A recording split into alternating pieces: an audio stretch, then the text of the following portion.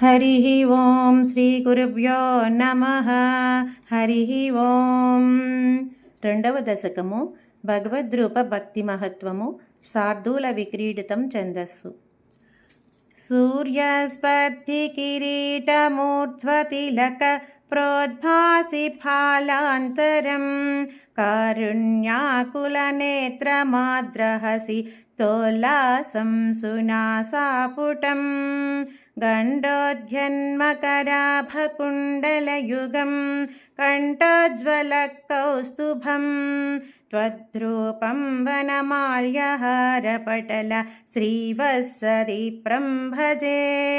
केयूराङ्गदकङ्कणोत्तममहारत्नाङ्गुलीयाङ्कित श्रीमद्बाहुचतुष्यसङ्गतगदासङ्कारि पङ्केरुहाम् काञ्चित् काञ्चन काञ्चितलसत्पीताम्बरालम्बिनीम् आलम्बे विमलाम्बुजत्युतिपदां मूर्तिं तवार्तिच्छिदम् यत्रैलोक्यमहीयसोऽपि महितं सम्मोहनं मोहनात् कान्तं कान्तिनिधानतोऽपि मधुरं माधुर्यतुर्यादपि सौन्दर्योत्तरतोऽपि सुन्दरतरं त्वद्रूपमाश्चर्यतोऽपि आश्चर्यं भुवनेन कस्य कुतुकं पुष्णामि विष्णो विभो।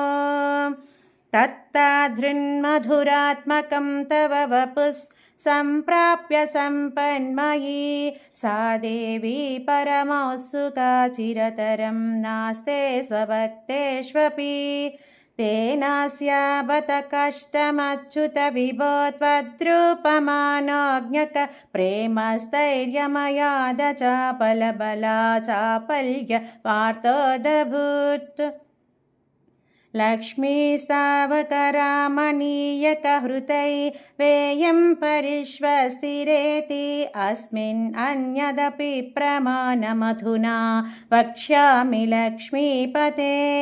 एत्वद्ध्यानगुणानुकीर्तनरसा सक्ता हि भक्ता जनाः तेष्वेषा वसति स्थिरैव दयत प्रस्तावदत्तादरा। एवं भूतमनोज्ञता नवसुधा निष्कन्दसन्दोहनं त्वद्रूपं परचिद्रसायनमयं चेतोहरं शृण्वताम् सद्य प्रेरयते मतिं मदयते रोमाञ्चयत्यङ्गकं व्यासिं चत्यपि शीतबाष्पविसरैः आनन्दमोक्षोद्भवैः। एवं भूततया हि भक्ष्यविहितो योगः स योगद्वयात् कर्मज्ञानमयाद्भृसोत्तमतरो योगीश्वरे गेयते। सौन्दर्येकरसात्मिके त्वयि प्रेम प्रकर्षात्मिका भक्तिर्निःश्रममेव विश्वपुरुषैर्लभ्या रमावल्लभा।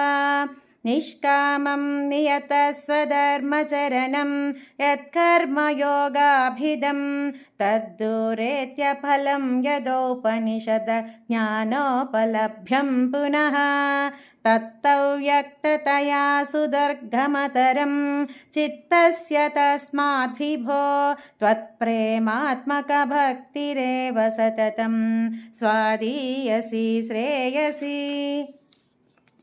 आत्यायासकराणि कर्मपटलान् याचर्य निर्यन्मला बोधे भक्तिपदे तवाप्युचितताम् आयान्ति किं तावता।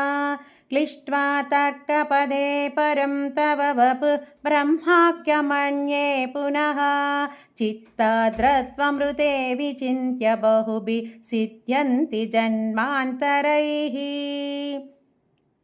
त्वद्भक्तिस्तु खदारसामृतझरी निर्मज्जनेन स्वयं सिद्ध्यन्ति विमलप्रबोधपदवीम् अक्लेशतस्तन्वती सद्यः सिद्धिकरी जयत्ययि विभो सैवास्तु मे त्वत्पदप्रेम प्रौढिरसाद्रता द्रुततरं वातालय धीश्वरा।